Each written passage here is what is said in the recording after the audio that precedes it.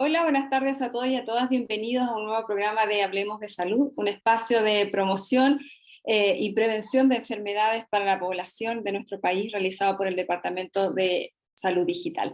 Mi nombre es Eva Guzmán y les cuento que ya estamos a puertas de un nuevo invierno, una época compleja para la salud de muchas personas y en particular para las niñas y niños de nuestro país que sufren con las enfermedades respiratorias típicas, ¿cierto?, en estas fechas. Es por eso que el día de hoy queremos saber cómo protegernos, cómo protegerlos, y en particular, ¿cierto?, los espacios educativos y formativos, y es por ello que hoy día y durante este programa les entregaremos recomendaciones especiales, ¿cierto?, a los profesores, educadores y en general a todos los profesionales de las comunidades educativas para que puedan saber y recordar información valiosa para los niños y niñas, ¿cierto?, que están hoy día en los establecimientos educacionales.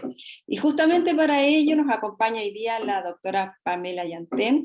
Ella es médica familiar con menciones niños y es parte del equipo de infancia del Departamento del Ciclo Vital, perteneciente a la División de Prevención y Control de Enfermedades de la DIPRESE, de la Subsecretaría de Salud Pública del Ministerio de Salud. Así que, doctora, muchas gracias por acompañarnos, nos damos la bienvenida y agradecemos que hoy día nos acompañe. La doctora Yantén, primero que todo, ¿cierto?, saludarla y darle la bienvenida, ¿cierto?, para hablar sobre esta temática de promoción y prevención en salud, especialmente en este grupo que hoy día, ¿cierto?, es probablemente el más afectado con las enfermedades respiratorias, así que agradecerle su tiempo de conversar con nosotros y despejar todas las dudas, ¿cierto?, que puedan surgir de parte de la comunidad y de los cuidadores y cuidadoras en este invierno. Antes de comenzar, les recuerdo que pueden realizar sus consultas, dudas, preguntas a la doctora a través del chat que está disponible para que, ¿cierto?, puedan ser respondidas aquellas preguntas que vayan llegando durante la conversación. Así que ahora sí, doctora, si me escucha bien. Sí, hola Eva, ¿cómo estás? Muchas gracias por la invitación. También nosotros felices desde el Departamento de Ciclo Vital de la Subsecretaría de Salud Pública de colaborar y de poder hacer estas instancias también educativas a toda la comunidad. Y en particular hoy día que tuvimos una necesidad súper sentida de la comunidad educativa con respecto a la prevención y el manejo de las enfermedades respiratorias. Así es, doctora, justamente como dice, una necesidad muy sentida de parte de la comunidad, de los padres, ¿cierto?, de los cuidadores, de los educadores, ¿cierto?, que hoy día están, eh, ¿cierto?, a cargo de los niños y niñas que han sido, ¿cierto?, el grupo probablemente más afectado por las enfermedades respiratorias en esta época del año. Y justamente, doctora, para contextualizar un poco la conversación, si nos puede contar cuáles son las principales enfermedades respiratorias más comunes en los niños y niñas en esta época del año. Sí, bueno, en general hablamos de enfermedades respiratorias como muchas enfermedades que pueden ser más frecuentes, como el resfrío común, la gripe, la influenza, que es lo mismo, la bronquitis o la bronquiolitis aguda, las neumonias, el asma, etcétera. Bien, cuando hablamos de las enfermedades respiratorias nos referimos a todo eso. Perfecto. Doctora, pensando en los educadores, en los padres, ¿cómo podemos reconocer cuando un niño está, ¿cierto?, cursando algún tipo de enfermedad respiratoria? Bueno, hay muchos síntomas o muchas molestias que reflejan una enfermedad respiratoria. En general, sabemos que un niño o niña tiene una enfermedad respiratoria cuando tiene síntomas como dolor de garganta, fiebre, mocos, tos o congestión nasal, dificultad para respirar, fatiga, a veces pierden el apetito o les baja un poco el ánimo, se ponen un poco más irritables, etcétera. Entonces uno tiene que saber identificar cuáles de estos síntomas son de alarma, como para ir a un servicio de urgencias, o cuáles de estos síntomas uno los puede manejar en casa o llevarlo al médico de manera como más diferida, por ejemplo, una consulta de morbilidad en el CESFAM. Doctora, lo señalábamos al inicio, ¿cierto?, de nuestra conversación, queremos cuidar a los niños y niñas en este contexto educacional. Sabemos que hay niños más pequeños que están en el contexto educacional, niños más grandes y que por lo tanto, ¿cierto?, las enfermedades respiratorias afectan probablemente de forma distinta a los más pequeñitos, a los más grandes. ¿Cómo podemos prevenir estas enfermedades respiratorias en estos lugares, ¿cierto?, en los colegios, los jardines infantiles, por ejemplo? Bueno, hay muchas cosas que nos enseñó la pandemia también, que uno puede seguir aplicando, y dentro de eso está lavarse frecuentemente las manos. Es muy importante poder lavárselas con agua y con jabón durante al menos 30 segundos, y si por algún motivo no hay acceso a agua, en la sala de clases, por ejemplo, se puede usar alcohol gel, y eso lo ideal es hacerlo muy frecuentemente, varias veces al día. En el caso del uso del alcohol gel hay que tener ojos con los niños más pequeños, sobre todo los menores de 4 o 5 años, porque a veces se pueden comer el alcohol gel o pueden haber otros accidentes, entonces eso tiene que ser siempre supervisado. Pero para los niños y niñas que son más grandes no hay ningún problema con que puedan usar alcohol gel en reemplazo del lavado de manos. Además de eso, usar otras precauciones, por ejemplo, la mascarilla, que sabemos que hace unos días la ministra anunció que hay que usarla de manera obligatoria en los establecimientos educacionales. La mascarilla debe ser de 3 pliegues que cubra la nariz y la boca, debe ser, ojalá, desechable, debe cambiarse frecuentemente, cada 4 o 6 horas, si está mojado, si está dañada visiblemente, también hay que cambiarla antes. Debe manipularse adecuadamente, es decir, solamente tomarla de las orillas que van en las orejas, no hay que estar tocando la mascarilla frecuentemente, que eso también es algo que uno intenta enseñarle a los niños y niñas, que muchas veces es más difícil. En general se recomienda que lo ocupen de manera obligatoria desde los 5 años en adelante, pero sabemos que los niños desde los 2 años en adelante podrían usarla si es que ellos entienden ya y tienen la capacidad como para seguir todas las instrucciones que sabemos son aptas. Además de eso, siempre se recomienda ventilar mucho los espacios, por ejemplo, en el caso de las comunidades educativas, cuando los niños están en recreo, se pueden abrir todas las ventanas como para intentar ventilar un poco, limpiar las superficies dentro de lo posible frecuentemente. También procurar que los niños y niñas tengan sus vacunas al día es una manera muy importante también de prevenir enfermedades respiratorias o brotes dentro de las salas de clase o de los cursos. Y finalmente, otra medida que ayuda mucho también es fomentar la lactancia materna exclusiva. Sabemos que ayuda a prevenir muchísimas enfermedades, pero en particular por las enfermedades infecciosas y las enfermedades respiratorias, nos ayuda mucho. Y la lactancia materna debería mantenerse de manera exclusiva durante los 6 primeros meses de vida y por lo menos hasta los 2 años de edad, de manera exclusiva, también sin otros lácteos ni otros productos como derivados de la leche. Doctora, en este tipo de contexto, ¿cierto? Nos comentaba, ¿cierto? Y hace una diferencia entre los menores de 4 o 5 años y los niños más grandes. ¿Cuándo se recomienda llevar a un niño o niña a un centro, ¿cierto? Hospitalario, en la urgencia específicamente? Y ahí, ¿cierto? Tal vez hacer esta diferencia entre los síntomas cuando son más graves, más leves, niños más pequeños, niños más grandes, que muchas veces, ¿cierto? Los padres, los que somos padres, ¿cierto? Cuando no, hijos primerizos, hijos más pequeños, tendemos a llevarlos, ¿cierto?, al servicio de urgencia muchas veces cuando no es necesario. ¿Cómo los padres, los cuidadores, ¿cierto?, pueden ahí diferenciar frente a qué síntomas yo llevo a mi hijo a una urgencia? Bueno, en general sabemos que hay algunos síntomas que son de alarma y que sí o sí tienen que ir a un servicio de urgencia, y dentro de eso está la dificultad para respirar.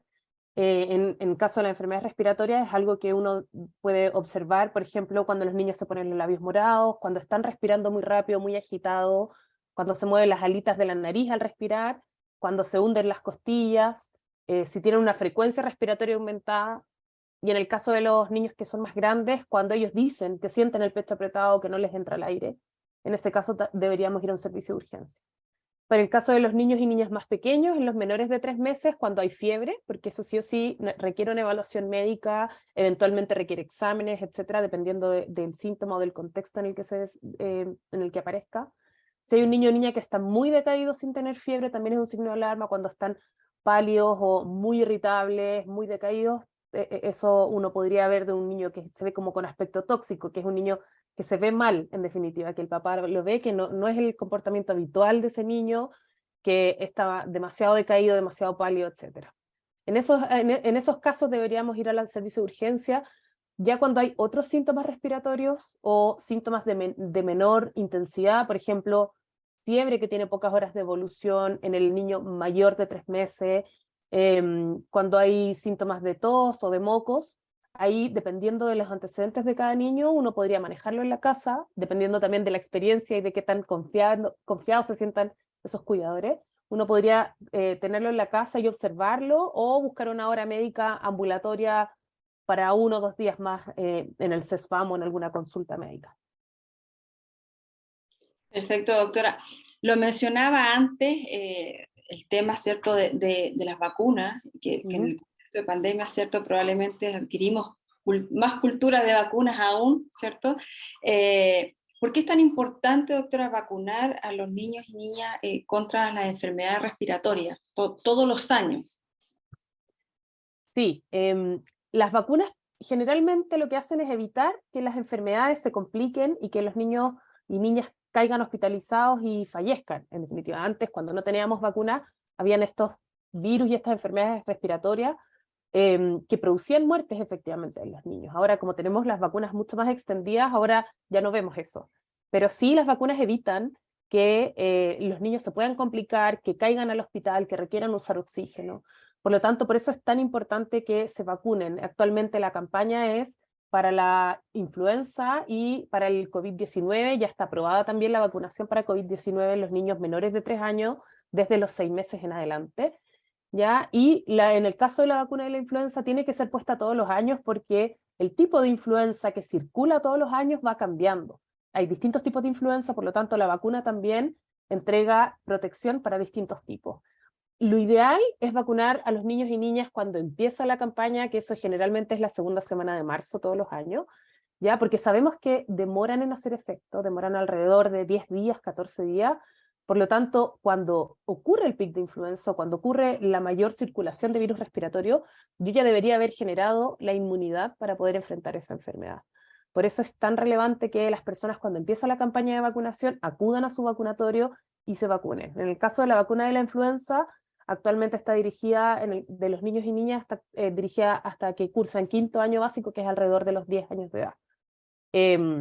Además, cuando los niños y niñas van a sus controles de salud integrales en el CESFAM, en atención primaria, ahí, además del control que hace la enfermera o el enfermero, generalmente se va reforzando también que se pongan las vacunas. Existe un calendario de vacunación en donde se incluyen distintos microorganismos para los cuales se ha disminuido mucho la tasa de hospitalización, como les mencionaba anteriormente, y de mortalidad, como son coqueluche, neumococo, meningococo, varicela, sarampión, etc. Por lo tanto, esas son enfermedades que ya no vemos precisamente por el efecto de las vacunas. Y acordarse también que todas estas vacunas son gratuitas, uno va a su centro de salud, independiente de su previsión, y tienen que ponérsela. Ya actualmente hay operativo, entonces también hay vacunaciones fuera de los centros de salud para que averigüen y vayan. Y no se requiere orden médica tampoco para acceder a ellas, por lo tanto, cualquier persona que caiga en el rango del grupo de vacunación va a ser vacunado. Doctora, y ahí en estos casos, ¿cierto?, de los niños que probablemente ya sabemos que todos los años probablemente hacen más enfermedades respiratorias, sabemos que los niños más pequeños los vacunan también en establecimientos educacionales, ahí los padres es mejor acudir tempranamente al centro asistencial o esperar la vacuna en sus colegios.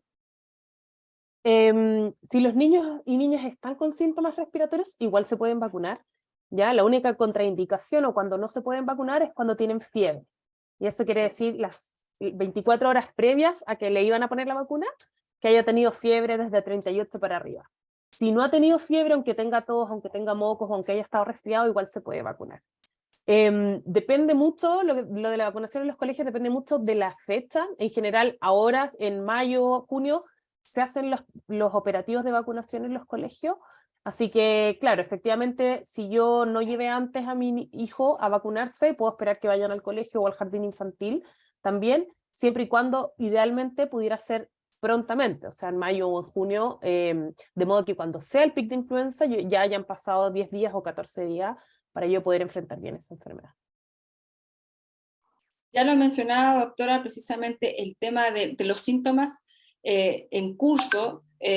Muchos padres, ¿cierto?, consultan, o muchos padres muchas veces tienen dudas de si llevar a sus hijos a un vacunatorio, si están con síntomas de resfrío, ¿cierto?, si están con todos aquellos síntomas que usted nos mencionó en el inicio, y vacunarlos. Entonces usted nos decía que sí, o sea, en el fondo, si están con fiebre, para que nos pueda reforzar, precisamente que esa probablemente es una de las preguntas más recurrentes de los padres, ¿cierto? ¿Qué hacer en caso si mi hijo está con síntomas respiratorios, lo vacuno o no lo vacuno?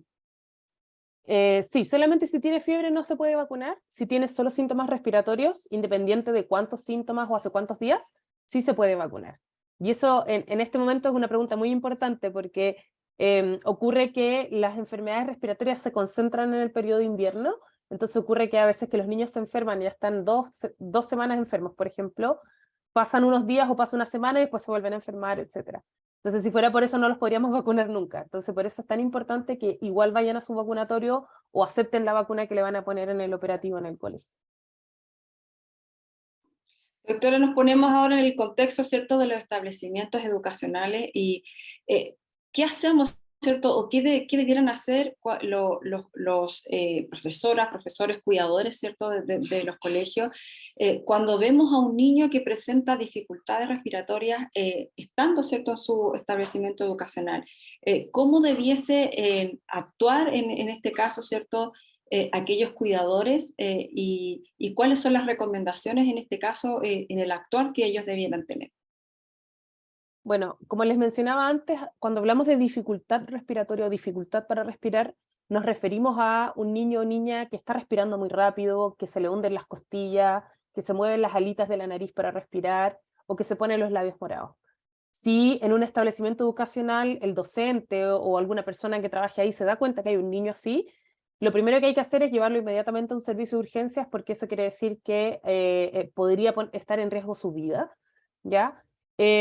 Sabemos que el contexto educacional es muy complejo, por lo tanto, dependiendo de la organización interna de cada centro o de cada establecimiento educacional, podrían, por ejemplo, llevar al niño al servicio de urgencias, luego avisarle a los cuidadores y que se reúnan en el servicio de urgencia directamente cuando el niño ya esté allá. Pero lo importante es no posponer la atención médica de urgencia en un niño que tiene dificultad respiratoria por esperar, por ejemplo, que lleguen los papás a buscarlo y que los papás lo lleven. Y para eso es tan importante que los centros educacionales conozcan cuál es la red alrededor de ellos, conozcan cuál es el CESFAM que les corresponde, que hayan hecho contacto con las personas que trabajan en ese CESFAM en su territorio, que puedan haber elaborado o haber discutido antes algún protocolo, algún flujo, algún plan de traslado en el caso de que tengan este tipo de urgencia, quién va a llevar al niño al servicio de urgencias, quién lo va a acompañar, quién le va a avisar a los padres, cómo van a gestionar que los papás lleguen allá, por ejemplo, quién va a avisar que el niño va en camino, o a quién hay que avisarle del CESFAM o del servicio de urgencias o del SAPU que el niño va en camino, etc. Entonces, esas cosas, lo importante es que los colegios o los jardines infantiles estén preparados de antes para que esto ya pueda estar definido, de modo que cuando ocurran las urgencias no nos pillen desprevenidos y no pase que haya un niño efectivamente con dificultad respiratoria y que no sepamos qué hacer con él. Sobre todo en este momento en el que hay efectivamente muchos virus dando vuelta y más niños que se han visto complicados. Ah, cierto. Y lo otro que te quería mencionar es que efectivamente si hay un niño que tiene síntomas respiratorios pero no tiene dificultad para respirar, entonces ahí lo que tendrían que hacer es llamar a los cuidadores para que lo puedan retirar del colegio, pero efectivamente notificarles que el niño está con síntomas o está con molestia y entonces para que pueda tener reposo o consulta médica o lo que corresponda. Importantes recomendaciones. Les recordamos a todos quienes se han conectado que estamos conversando con la doctora Pamela Yantén. Ella es médica familiar, mencioné el niño y parte del equipo de infancia del Departamento de Ciclo Vital, perteneciente a la División y Prevención de Control de Enfermedades de la Subsecretaría de Salud Pública del Ministerio de Salud. Así que conversando interesantes temas, ¿cierto?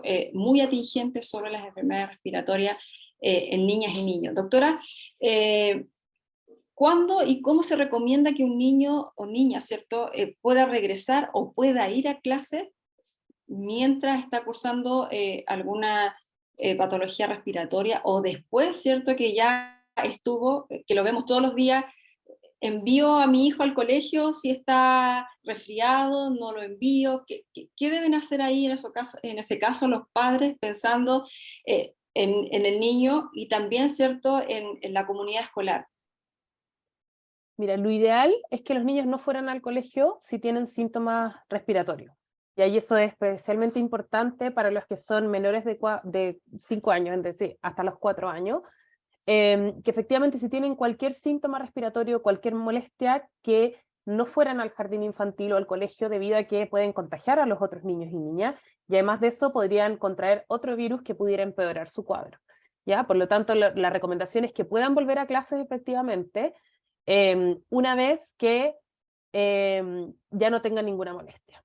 Y en el caso de los mayores de 5 años, desde 5 años en adelante, si tienen síntomas leves, por ejemplo, mocos o tos, pero que el niño está de buen ánimo, que mantiene su apetito, que no ha tenido fiebre, que no ha tenido dificultad para respirar, efectivamente podría volver a clases ya pensando en favorecer su asistencia, que no se pierdan las actividades académicas, etcétera.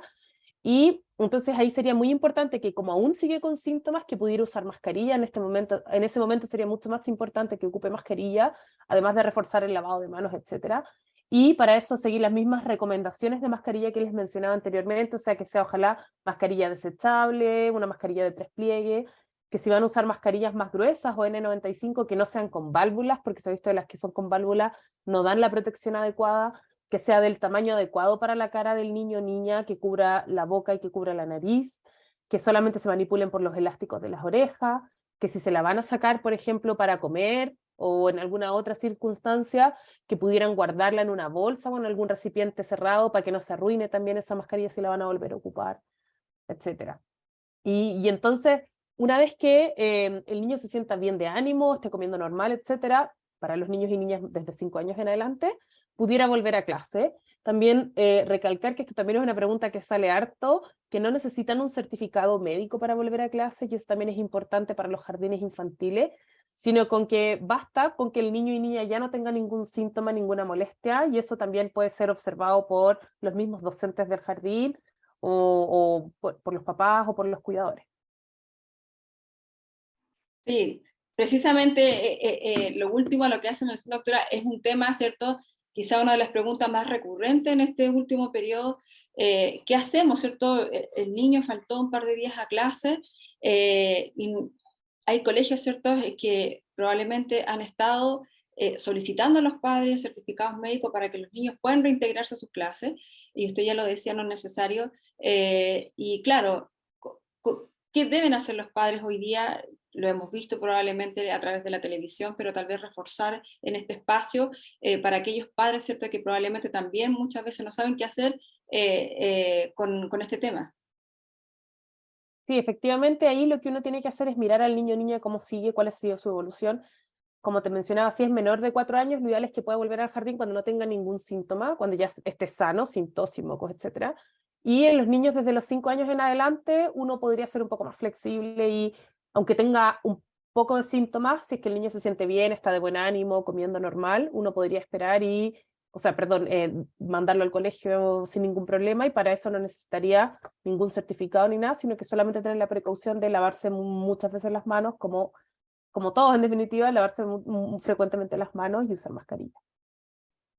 Doctora, nos han llegado hartas preguntas a través del chat, ¿ya?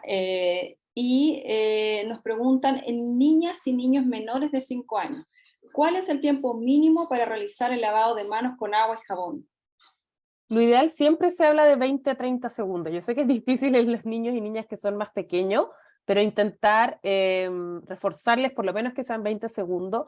Y en su reemplazo, si es que no pudiera hacerse un lavado directo de manos, porque a veces efectivamente es más difícil, se puede reforzar con alcohol gel, o mitad alcohol gel o mitad de lavado de manos, pero en definitiva lo ideal es que sea lavado con agua y jabón durante por lo menos 20 segundos, o con alcohol gel durante al menos 20 segundos. Entonces, a veces, como te decía, para los niños más pequeños a veces es más fácil usar el alcohol gel que agua y jabón.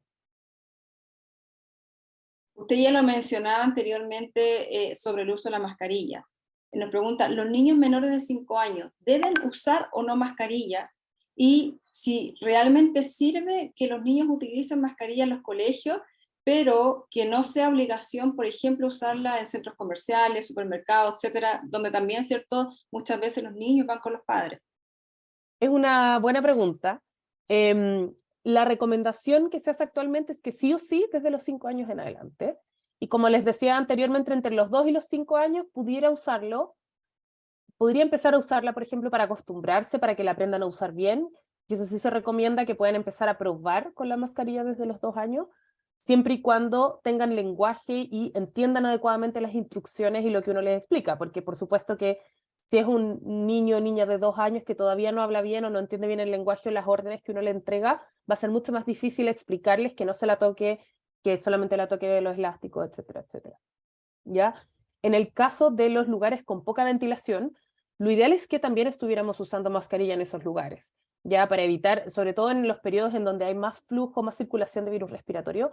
Por ejemplo, hace pocos días también salió la ministra indicando o sugiriendo que se ocupe la mascarilla también por los adultos en el transporte público.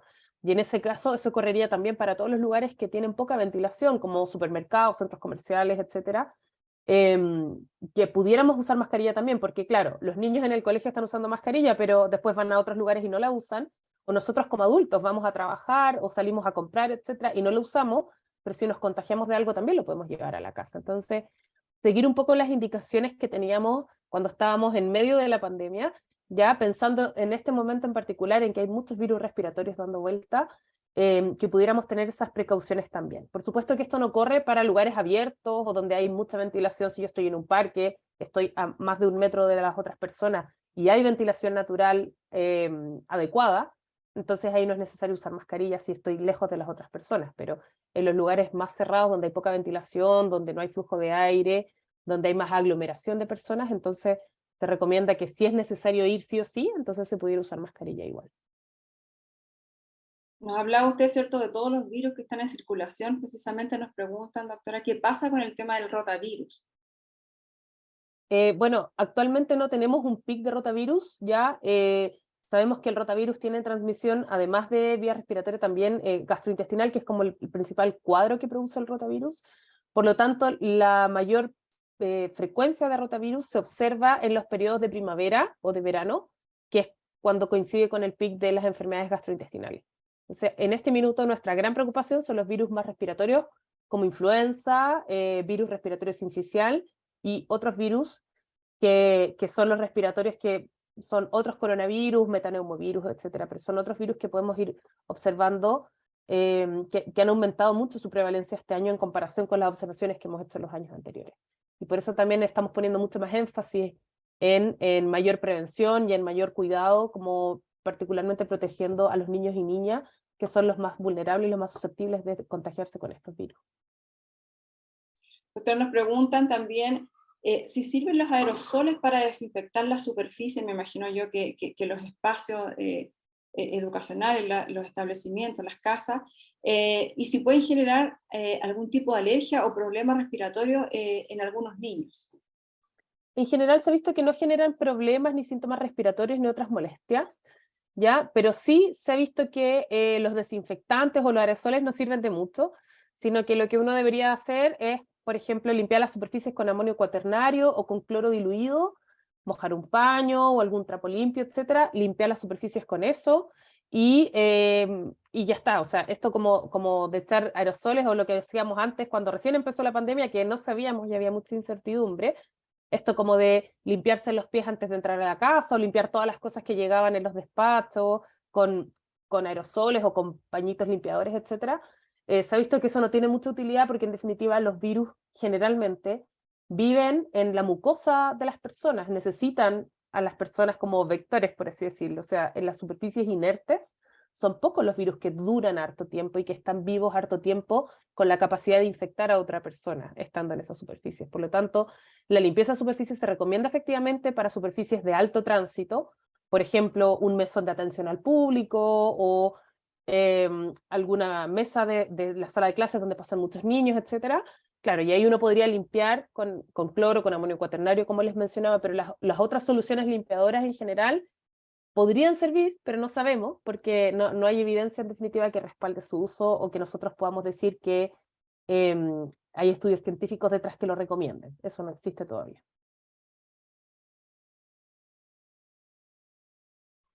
Doctor, nos preguntan, ¿qué pasa, dice, si un niño se ausenta por varias semanas por motivos de enfermedad y regresa al establecimiento, pero sigue con tos y congestión nasal? ¿Qué riesgo existe para el niño de sufrir alguna recaída o riesgos de contagio? Y hay otra pregunta muy parecida que nos preguntan, ¿qué es el síndrome bronquial obstructivo recurrente? ¿Y qué pasa, cierto, si los niños y niñas asisten a los establecimientos educacionales después de presentar recurrentemente estos síntomas de resfrío? ¿Cuál es la sugerencia para abordar, dice, estos casos? Ya que no podemos pedir, dice, certificados médicos. Bueno, hay dos cosas distintas. Una es que un niño o niña esté enfermo con un cuadro respiratorio que dure mucho tiempo. Y en general sabemos que los cuadros respiratorios pueden durar de 10 a 14 días de manera normal y de manera esperable. Por lo tanto, cuando yo empiezo con síntomas, yo podría seguir con tos o con mocos durante 2 semanas. Y eso es parte de la evolución normal de los virus. ¿Ya? Por lo tanto, que un niño o niña siga con tos o siga con mocos durante 2 semanas y que por eso falta al colegio sería algo esperable para alguna infección. Después de esas 2 semanas, hay algunos virus que efectivamente también pueden seguir produciendo tos durante mucho más tiempo, ¿ya? En ese caso se recomienda ir a un médico porque es necesario descartar que haya alguna complicación de ese cuadro respiratorio. Y en términos de reintegrarse a clase, si es un niño o niña que tiene desde 5 años para arriba, está bien de ánimo, está comiendo normal y no ha tenido fiebre, como les había mencionado anteriormente, podría reintegrarse a clase usando mascarilla, aunque le quede un poco de tos, aunque le quede un poco de moco, ¿ya? En el caso de síndrome bronquial obstructivo recurrente, es otra cosa distinta, ¿ya? Hablamos de síndrome bronquial obstructivo, es un término muy chileno que se ocupa acá, que en general se refiere a las bronquitis agudas, ¿ya? Que sería un sinónimo, y le ponemos el tilde de recurrente, que es cuando hay muchas bronquitis agudas en un niño o niña, en general, menor de 5 años, ¿ya? Y que eso quiere decir, uno habla de más de 3 en un año, habitualmente, ¿ya? Se cree que los niños que tienen síndrome bronquial obstructivo recurrente podrían estar relacionados con asma, ya es como un tipo de asma distinto al asma típico que uno conoce en los niños y niñas más grandes, pero sería un subtipo de asma, y por lo tanto requiere un tratamiento especial como una enfermedad pulmonar crónica, ¿ok? Con inhaladores o con otros medicamentos, etcétera. Pero un niño que tenga un síndrome bronquial obstructivo recurrente podría hacer su vida normal si está con un tratamiento, tal como un niño asmático podría hacer su vida normal si está con un tratamiento y no está con crisis asmática todo el tiempo. La idea es lograr darle un tratamiento para que deje de tener estas bronquitis agudas de manera constante o de manera repetitiva, ¿ya? Como en el caso, por ejemplo, de un asmático, que no queremos que tenga crisis asmáticas todo el tiempo para que haga su vida normal, y para eso le damos un tratamiento permanente para evitar eso. ¿Ya? Por lo tanto, un niño y una niña que está con una bronquitis aguda sigue los mismos parámetros o conceptos que conversábamos cuando nos referimos a la falta de síntomas para volver a clase. Y por otro lado están los niños que tienen enfermedades crónicas, que esperamos que sus enfermedades crónicas estén controladas o estén tratadas para que puedan hacer su vida más o menos normal dentro de la gravedad del cuadro también o del contexto particular de ese niño o niña. No sé Otra si se pregunta, entiende la pregunta, si la respondí. tenemos muchísimas preguntas, doctor. ¿Desde qué temperatura corresponde a un estado febril en niños y niñas menores de 3 años? En general hablamos de fiebre desde 38 para arriba axilar, ¿ya? Y en los menores de 3 meses a veces se prefiere tomar la temperatura rectal, y en ese caso sería desde 38,5 rectal, ¿ya? Em, a veces ocurre que a los niños les empieza a subir la temperatura, y a eso le decimos febrícula, que es entre 37,5 y 38 axilar. Y entonces los niños igual se sienten mal y están con aspecto febril o botaditos o más irritables, etc. En cualquiera de esos casos uno podría tratarlo como fiebre en definitiva y manejarlo también como una fiebre en general por la razón que sea.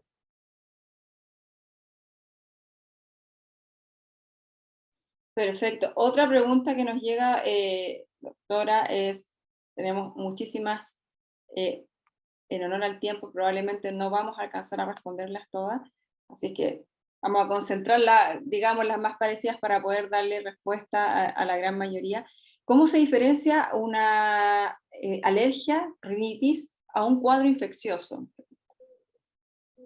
Bueno, las rinitis alérgicas son cuadros cuando hablamos de rinitis nos referimos principalmente a los síntomas de producción de mocos, o sea, de congestión nasal, de mocos en la nariz, pero además de eso las personas que tienen rinitis alérgicas tienen otros síntomas como estornudos, como picazón de los ojos, a veces puede asociarse también a una dermatitis atópica o un cuadro como de alergia en la piel, ¿ya? Y son personas que tienen síntomas riníticos o síntomas de secreción nasal durante el periodo de primavera principalmente, o asociado a algunas cosas que le pueden dar alergias específicas como el pasto, el contacto con ciertos animales, pelo de gato, polen, etc. Y entonces lo más típico es que las rinitis alérgicas aparezcan en primavera, porque es cuando hay más polen, cuando hay más pasto, cuando hay más flores en general dando vuelta, y entonces empiezan las personas con más síntomas, que son como estos mocos en la nariz, estornudos, picazón de los ojos, etc. Para eso el tratamiento es con un antialérgico, que puede ser vía oral, además de eso hay corticoides nasales que se pueden ocupar, pero es un tratamiento que debe ser permanente porque los medicamentos demoran harto tiempo en hacer efecto y además las cosas que dan alergia van a seguir estando en el ambiente. A diferencia de un cuadro agudo de una rinofaringitis, por ejemplo, o resfrío común, ahí yo puedo tener moco, pero va a ser durante un periodo corto, menos de 2 semanas, pero además va a ir acompañado de otros síntomas respiratorios que son los que mencionábamos al principio de la conversación, como dolor de garganta, dolor de cabeza, dolor de músculo, tos, por ejemplo, fiebre. Entonces, así los vamos a poder diferenciar. Si hay una persona que solo tiene mocos, que le duran mucho tiempo, sin otros síntomas de resfrío, sin otros síntomas respiratorios, probablemente en esa persona podríamos sospechar que está con una rinitis alérgica o alergia estacional. Doctor nos dice, soy trabajadora de una sala cuna. Nos llegan bebés con buen estado de ánimo a simple vista sano, pero a la hora de la siesta, dice, comienzan con mucha tos. ¿Qué debemos hacer en esos casos? En esos casos, el cuidador o cuidadora tendría que ver cuál ha sido la evolución de sus molestias, de sus síntomas, si es que tiene otros síntomas. Y en general, como les mencionábamos también antes, lo ideal es que los menores de 4 años, si tienen cualquier síntoma respiratorio, no vayan a la sala cuna, no vayan al jardín, pensando en que ellos van a contagiar a los otros niños y pensando en que ellos también podrían tener un virus sobreagregado al que ya tienen y que eso además les produzca alguna complicación de su cuadro.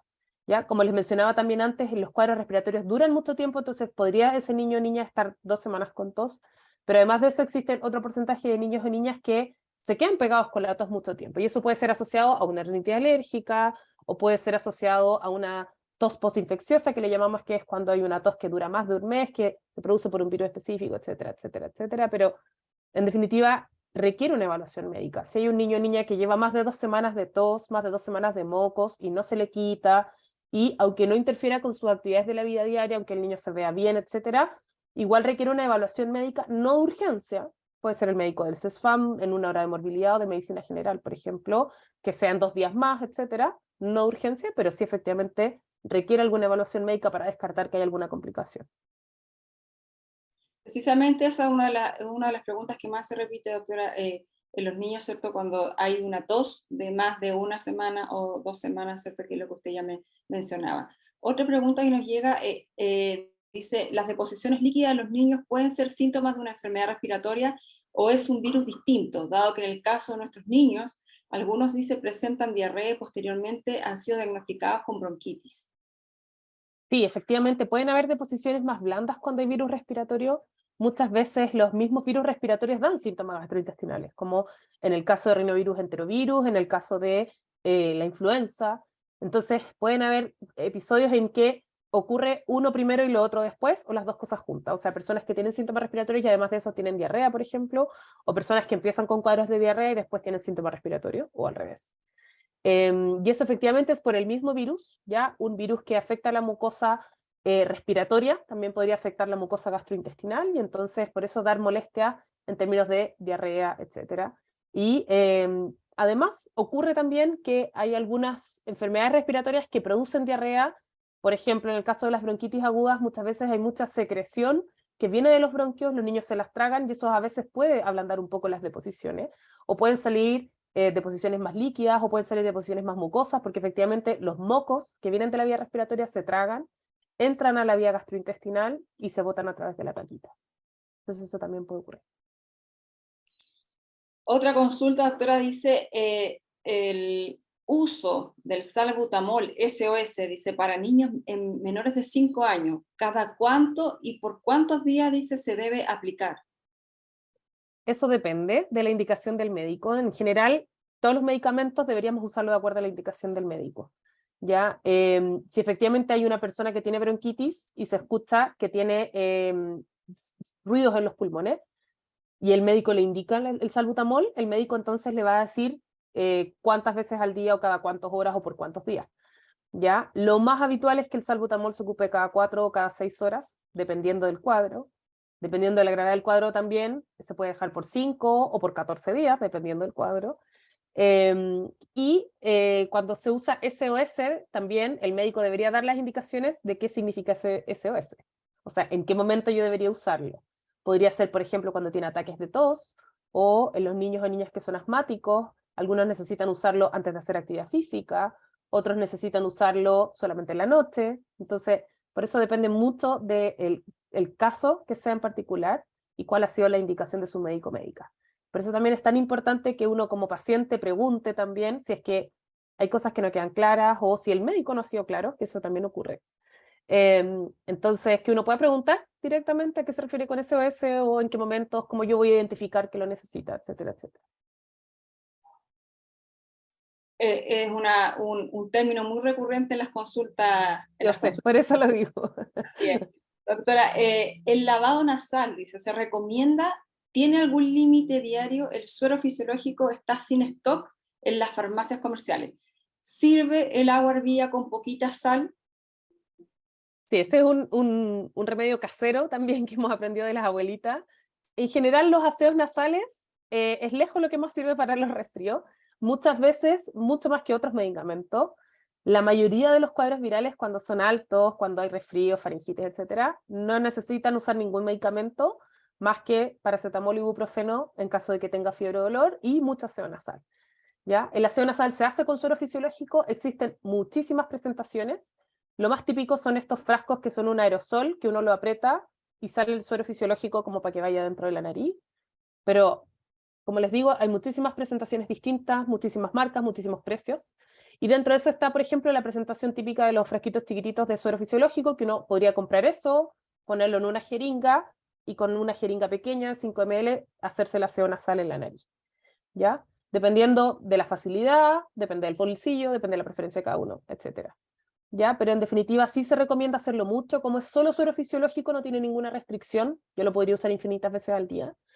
Ya en las guaguas más chicas hay que tener más ojo porque a veces les molesta mucho, lloran mucho y también uno tiene que tener como alguna precaución de estar mirándolos, etcétera. Pero los niños y niñas que son más grandes y que incluso ellos se los pueden hacer a sí mismos, no habría ninguna restricción con que lo pudieran hacer muchas veces en el día. Y eso efectivamente disminuye los síntomas respiratorios, disminuye la secreción nasal y se ha visto que alivia mucho los síntomas. Entonces por eso también se recomienda que se pueda hacer muchas veces al día. Esta como recomendación de abuelita que uno hacía antes también, nosotros a veces también la recomendamos, que es como de preparar una taza de agua tibia y la puntita de una cucharadita con sal, y eso mezclarlo y con eso hacerse los aseos nasales. También se podría ocupar con una jeringa, por ejemplo, hacerse eso de agua con sal y ponérselo en la nariz. También podría ayudar como para aliviar mucho los síntomas y disminuir la secreción nasal. Otra pregunta que nos llega, doctora, es, ¿tiene alguna evidencia o se recomienda el uso de humidificadores o purificadores de aire a la hora de la siesta? En general no tiene ninguna evidencia. En algún momento para la pandemia fueron un poco difundidos y ahora se sabe que no tienen evidencia en disminuir la propagación de los virus, en disminuir el contagio, ni en disminuir los síntomas de las personas que ya están enfermas. Entonces, en general no se recomiendan. Sí, en algún minuto lo que se podría recomendar serían como los filtros EPA que pudieran haber en lugares que están calefaccionados, lugares que no tienen ventilación natural, y eso se ha visto que podría disminuir la transmisión de los virus respiratorios al impedir la recirculación de aire. Pero así como una recomendación específica que yo les pueda decir, mira, ¿sabéis que esto les va a disminuir los contagios en la sala de clase? Lamentablemente no. Solamente ventilar los espacios de manera natural, que eso quiere decir como abrir las ventanas, y ojalá ventanas de muros opuestos para que pueda haber flujo de aire. Nos preguntan también, doctora, ¿qué recomendaciones se pueden entregar, ¿cierto? Sobre todo en el grupo de los preescolares, que esto, ¿cierto? Se cepillan los dientes en los establecimientos a la hora de el almacenaje, de guardar, en el fondo de no mezclar cepillos de dientes, me imagino yo, para evitar los contagios de enfermedad respiratoria.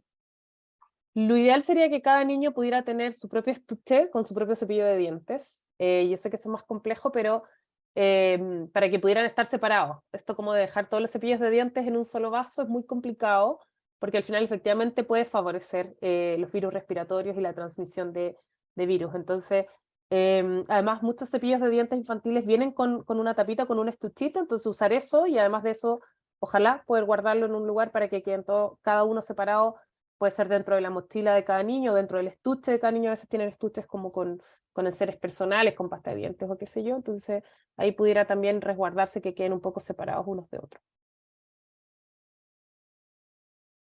Súper, doctora, sabemos que tenemos muchísimas preguntas que probablemente quedaron varias sin responder, pero tratamos de aunar, ¿cierto?, todas las preguntas para que puedan ser respondidas.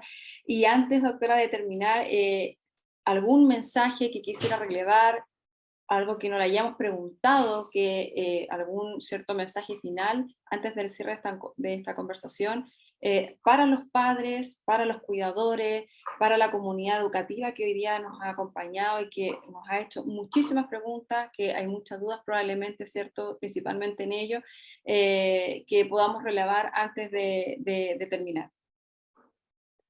Bueno, el gran mensaje, ojalá intentar prevenir que los niños y niñas se enfermen, evitando los eventos sociales y eventos familiares, por lo menos por este periodo en que sabemos que actualmente hay un pic de virus respiratorio sincicial, que es el más grave. Hemos visto niños más grandes de un año, mayores de un año, que han tenido enfermedades respiratorias graves por virus respiratorio sincicial. Por lo tanto, es verdad que los menores de un año son los de más riesgo, pero los niños más grandes también tienen riesgo. Entonces, para que no pensemos que porque son mayores de un año pueden, como no están expuestos a este riesgo. Ya, así que tener esa precaución de evitar como las aglomeraciones, evitar los espacios cerrados. Ojalá durante estas semanas, como les mencionaba, evitar las reuniones familiares o los eventos sociales, usar mascarilla, lavarse mucho las manos y evitar también el contacto con personas enfermas. Y si uno está enfermo, intentar quedarse en la casa, por favor, para evitar también intentar cortar la cadena de contagio. Súper. Ya vienen las vacaciones de invierno, que eso Sí, también, ¿cierto? Es una sabemos que ayuda corta el contagio. para los padres, así es, y para los educadores, ¿cierto?, para los establecimientos, para todos.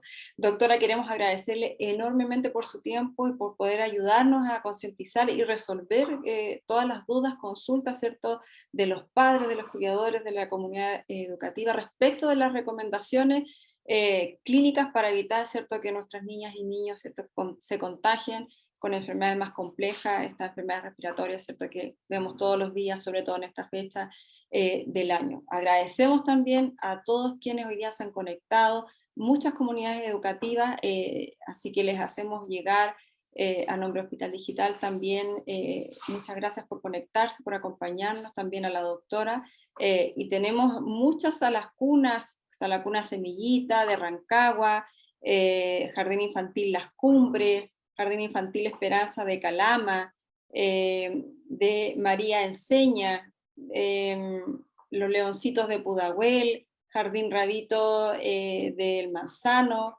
Los Magnolios de la Granja, Jardín Infantil, Mundo de Colores de Buin, Manitos de Colores, muchísimos. Así es que gracias a todos y también, doctora, entregarle muchos más lugares que no han llegado y que son muchísimos, así es que también hacerle llegar a usted el mensaje de aquellos que hoy día han estado conectados y el agradecimiento por contestar, ¿cierto?, todas estas preguntas y todas estas dudas. Así es que para todos quienes se han conectado, también les comento que en los próximos días podrán acceder al video de esta entrevista con la doctora Yantén en nuestro canal de YouTube y a través de nuestras redes sociales de Hospital Digital para que puedan ver, ¿cierto?, y ver y escuchar todas aquellas recomendaciones que hoy día la doctora nos ha entregado. Así es que, doctora, le agradecemos nuevamente, que tenga muy buena tarde y Gracias. gracias por acompañarnos y responder todas las preguntas, ¿cierto?, que tratamos de resolver para todos los que se conectaron el día de hoy. Así Eva, es que, dígame. quería dejar los invitados para el viernes, porque también vamos a hacer otra sesión de Hablemos de Salud el viernes a las 3. Vamos a invitar a la doctora Leonor Cofré. Ella es infectóloga pediatra de la Sociedad Chilena de Pediatría, entonces también nos va a estar acompañando en esta sesión para que se puedan conectar también por si tienen otras dudas u otras personas también quieren hacer preguntas, también se va a dejar el espacio abierto para conversar con ella. Así es, el día viernes al mismo horario, a las 15 horas, también vamos a estar hablando precisamente, ¿cierto?, de las enfermedades respiratorias para todos aquellos, ¿cierto?, que se conectaron hoy día y aquellos también que no pudieron conectarse más tempranamente lo pueden hacer el día viernes. Los dejamos cordialmente invitados también para esta instancia de este próximo viernes. Así que, doctora, muchas gracias. Nos vemos próximamente el viernes en este nuevo espacio de Hablemos de Salud. Así es que dejamos compartir nuestras redes sociales para que nos sigan, nos conozcan y puedan ver todos los contenidos, ¿cierto?, que están en este lugar. Así es que este viernes 23, lo vuelvo a reforzar, este viernes 23 de junio vamos a tener una edición especial de Hablemos de Salud, en un nuevo espacio, ¿cierto?, para conversar sobre los cuidados de las niñas y niños durante este invierno, que estará principalmente dirigido para los padres, madres y los cuidadores. Así es que gracias por acompañarnos, que tengan una buena tarde.